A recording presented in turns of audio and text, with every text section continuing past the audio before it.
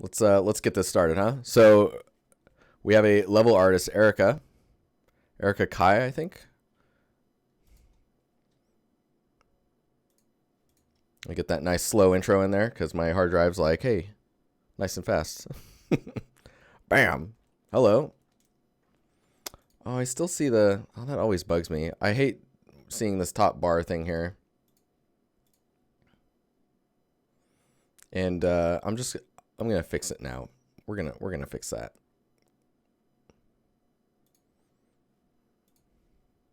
So please bear with me. Let's bring this down like that. And then we'll get rid of that and we'll bring this...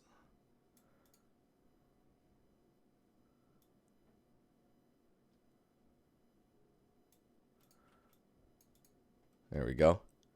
That works for me.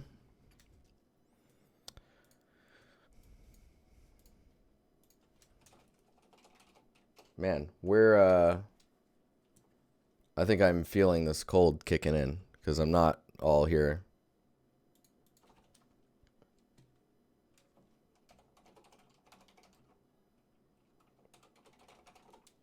And I feel hotter than usual, if you know what I mean.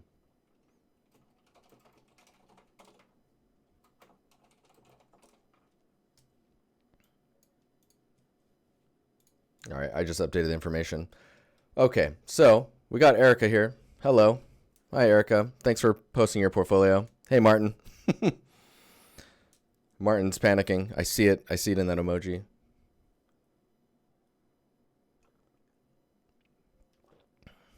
All the areas, man. Whole body sickness. I'm doing this for you, Erica. We got this. Anyways, you're like, how can I improve my portfolio and what can I do or what can I add to it so that I can meet AAA quality? I mean, this portfolio looks pretty good. Let's check the dates on this other stuff. So these are 4 years ago. So we won't focus too much on this, and it's not necessarily 3D if you want to be a level artist.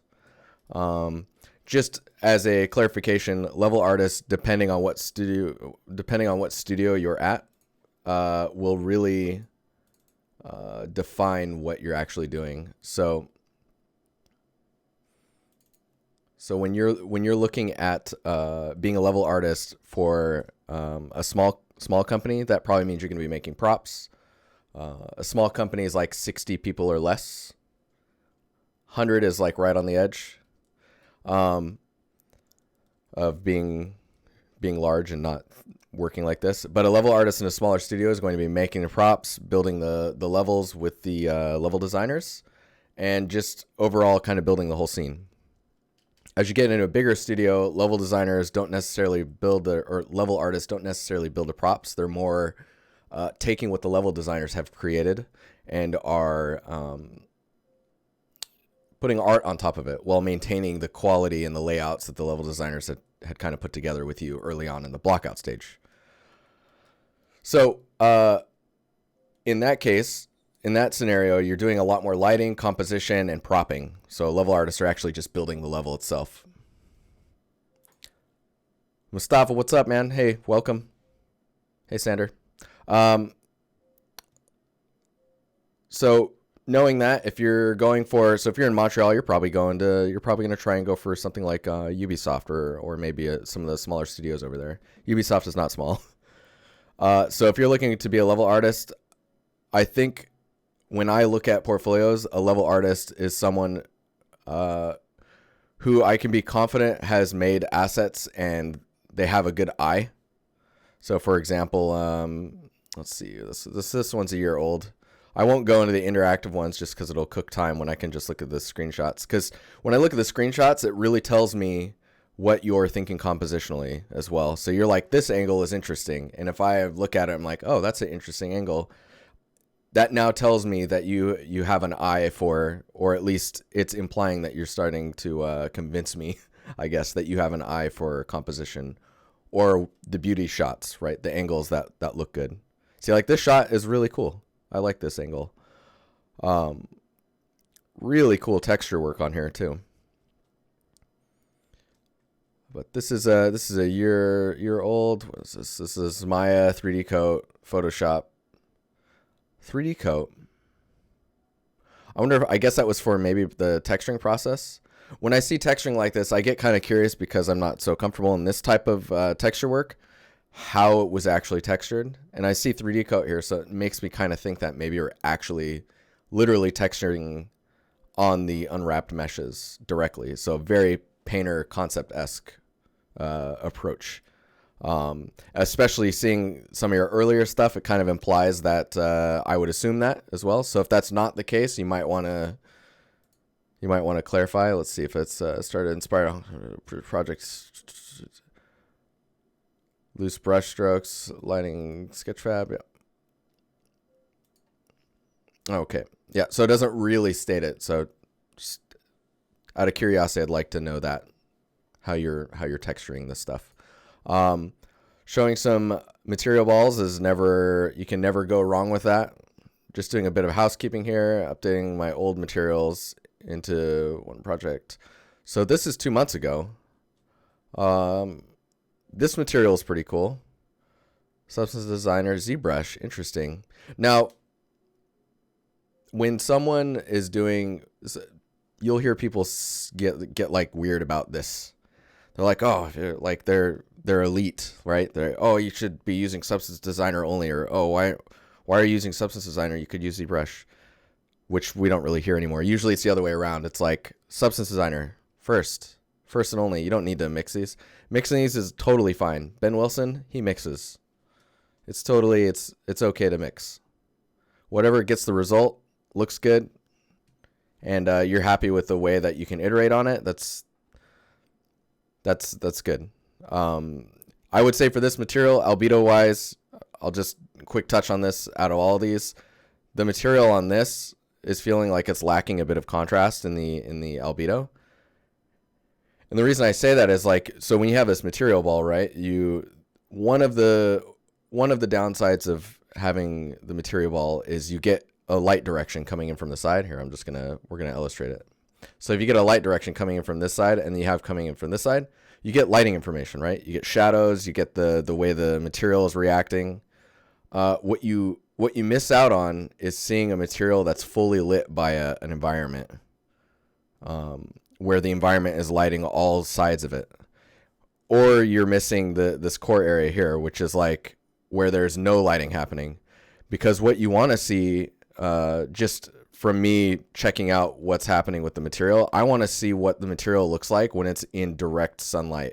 Like when there's no shadows and the material is just holding its own as an albedo. And then when you get into shadows, that's where your ambient occlusion needs to kick in, and you need to be able to see and define those shapes as you're in shadows. And you'll notice in a lot of games that are PBR now, materials in shadow tend to be super, super flat.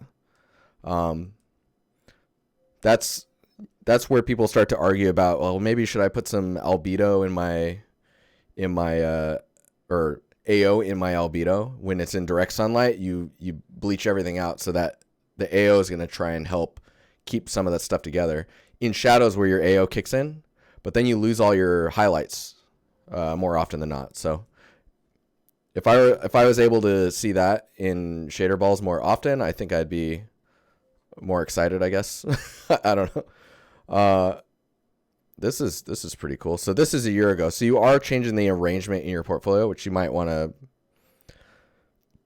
think about, like why you're choosing what you're putting in front. Because if you need to, just trim stuff off your portfolio. Don't ever be worried about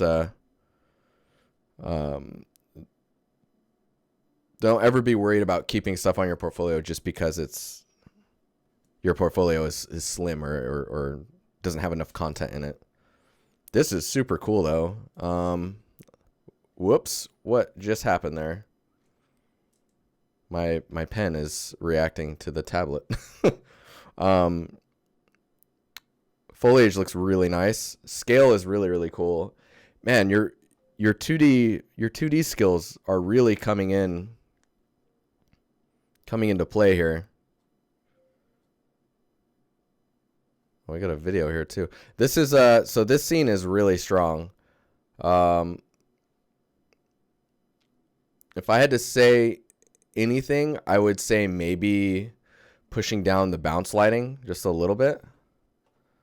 Like if I screenshot this, I won't grab the whole frame. Let's see about, I'm scared my Photoshop is going to pull up some work. You know what I'm saying? When it crashes or closes. What are the rules for submitting a portfolio to critique? I just have to have it open. That's the only rule. Does that make sense?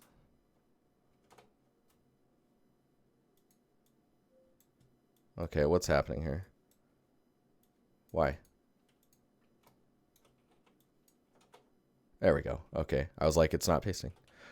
So you can see like the focal point should be here, and you're getting like if I make this like black and white, and I zoom it back, like these windows are really helping bring the focus to the center here, and the elements on the side are darker. Now, if I do like let's do like a Control L. The curve on here is really nice. Now see if you can push these values down more. We're just looking at grayscale. Bell, sorry, hang on. No, so what you would do is you go to this our website there, and there's a link. Let me, after this portfolio, I'll show you. How about that? Can you stick around for that? Okay, so where was I at? So the values that you're seeing here, right? I've crushed them down from what they were. Oh, thanks, Martin. I forgot about the command. Thank you.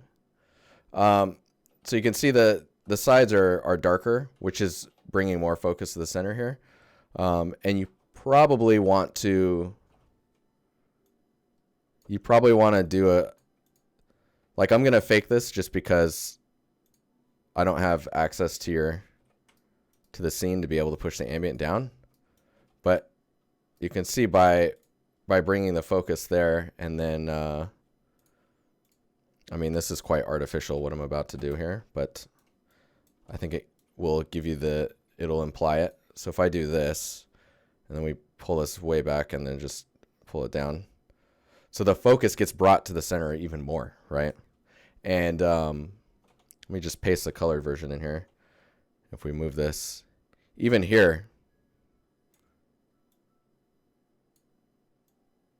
like you don't want to blow it out. But you can see how like you're pushing the focus more towards here, and then you're letting the lighting kind of eat up the rest of the shadows are eating up the sides. I would suggest taking things like this window here and closing that off. Like just, this is nice having a longer time to do a portfolio review. I tell you what. You try and keep your whites between 245 and 250. Yeah, that sounds accurate. There's a preview window. Where is that at? What is that called? I don't use it nearly enough, but in examples like this, it's really good.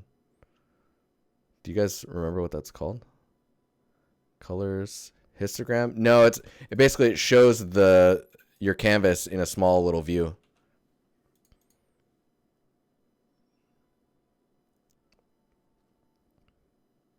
Navigator. There it is. You know, if you ever wonder what Navigator's for, it's this.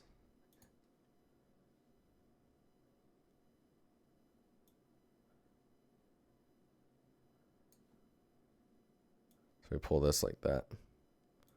We can kind of see it in a smaller view, which is really good when you're just trying to get a sense of the overall shot, so you don't have to zoom in and out. So, yeah. So we do that, and you can see how, like, I do kind of like that washed feel. So I think if you start bringing in the levels like this, you might want to lower your saturation a little bit,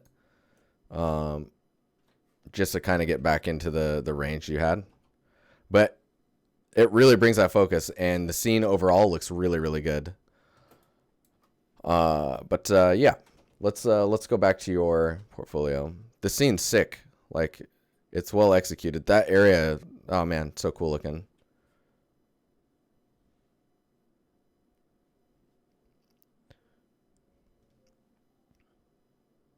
Let's go back here. So you've got some props here. We'll take a quick look at these. This is 8 months ago. Real-time hard surface modeling practice. This is pretty nice. This is pretty nice. Let's see what yeah, Maya, Marmoset, Substance Painter, and Designer.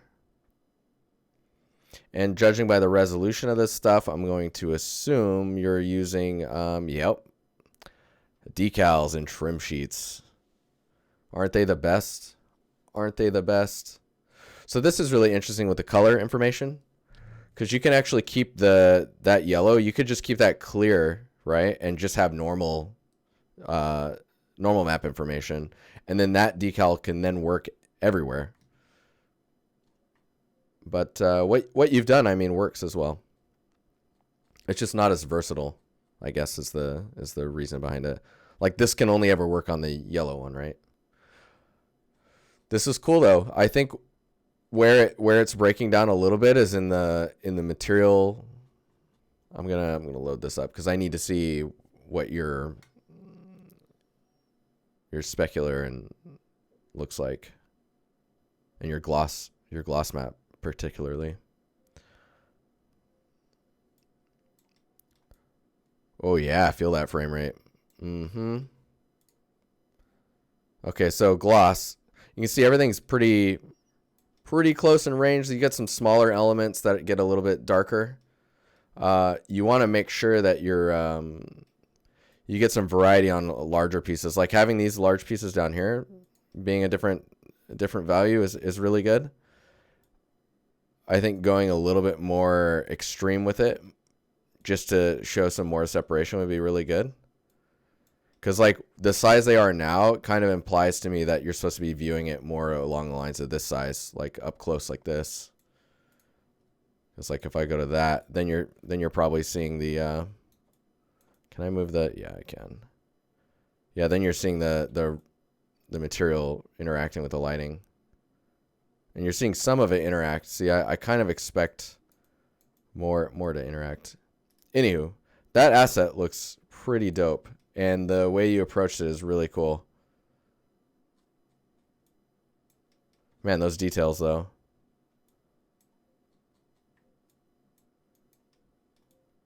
Yeah, that's awesome.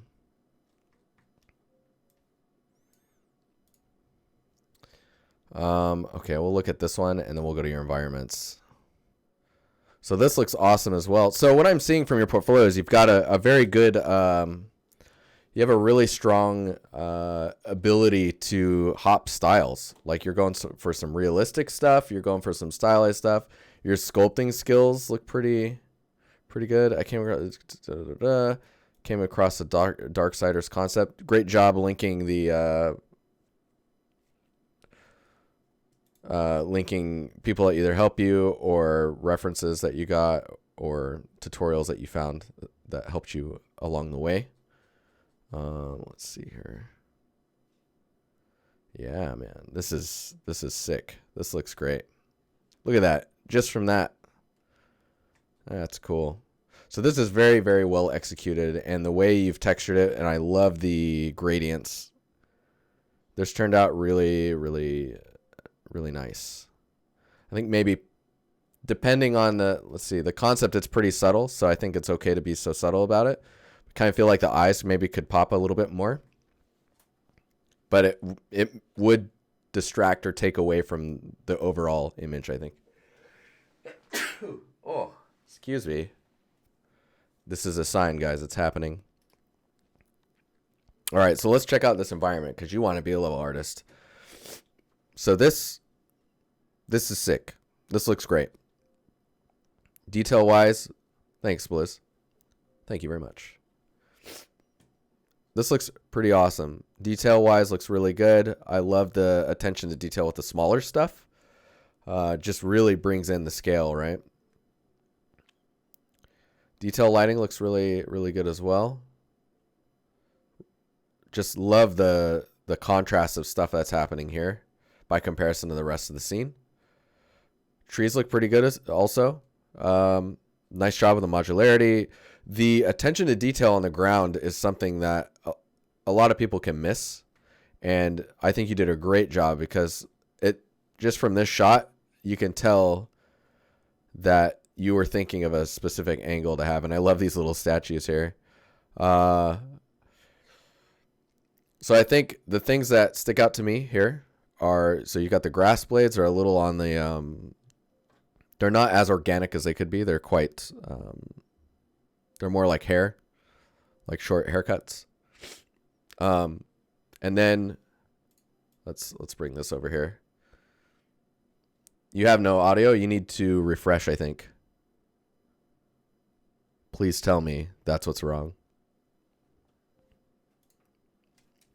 The thing that is kind of getting at me now is this line here.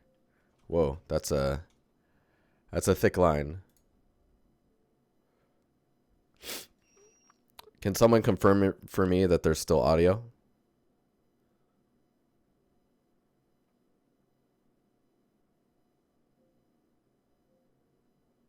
Audio's fine? Okay, cool.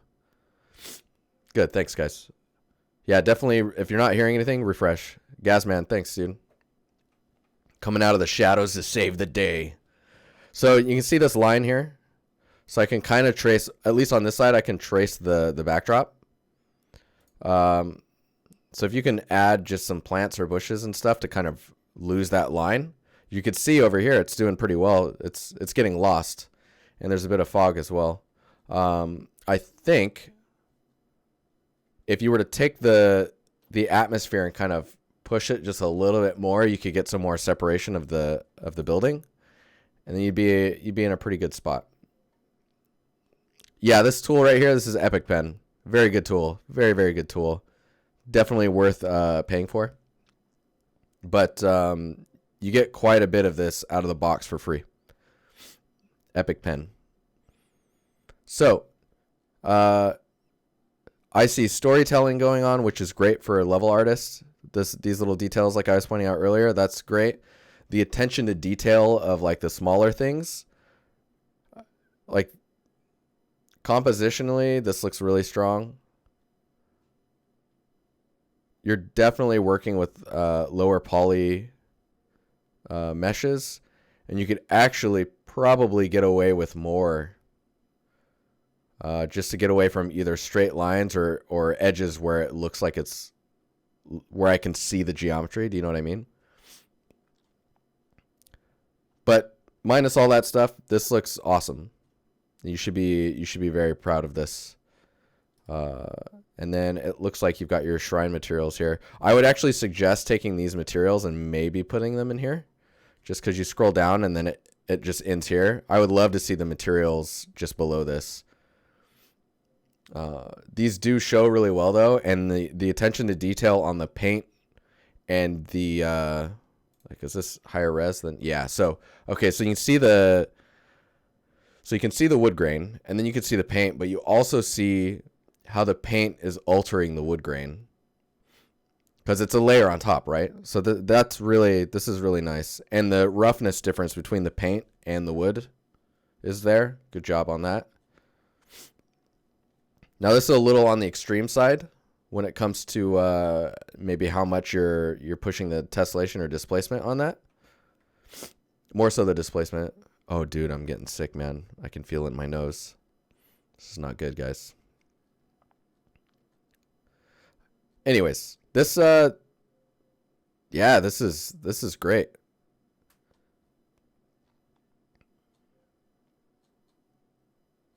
The variety of the materials is really good. Ooh, look at this. So keep in mind, I say this a lot on stream. Excuse me.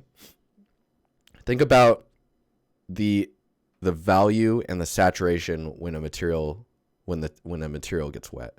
Think about the porosity. So I say this, so people who watch the stream a lot are like, man, he's talking about porosity again. Make sure that your albedo of a material that soaks in water really easily, like dirt, becomes more saturated and the value goes down. That will look more accurate and also give you a little bit more color when the wetness kind of seeps into the materials. Now, where that won't happen is things that are less porous. So things like marble, for example. You'll notice it on when you have sidewalks that are a mix of a bunch of different types of pebbles. When you make a sidewalk that's kind of whitish, like this color, but then when it's raining or you spilled water on it, you start to see all the little different colors of the stones and stuff. That means those are more porous than the rest, and their true colors are starting to come out because they're no longer covered by this chalky surface. Anyways, this looks really good. I love these breakdowns too in here. See, I think this type of stuff, I would love to see all this. I think that all could go in here, but that may just be me because this also stands on its own quite well. So, anyways, very strong portfolio. I think if you wanted to apply for a junior position now, I think you would get interviews. And when I say apply, I don't mean apply to a studio that you're looking at. Whoa, hello. Sorry, guys. I'm going to turn that off. I don't mean apply to a single studio that you're interested in. I mean apply to like 5 or 6 studios and manage those emails, manage the phone calls that may come in. Sandra, thank you for the follow. And then you may have a few interviews that you need to queue up because of that. And that's good. That means they're interested. And one more thing before I go on to the next. Stuff's too good to miss. Thanks, man. One more thing that you should know is if, say, you apply to 6 studios, you're having emails with maybe 3 of them, and then you get 2 art tests.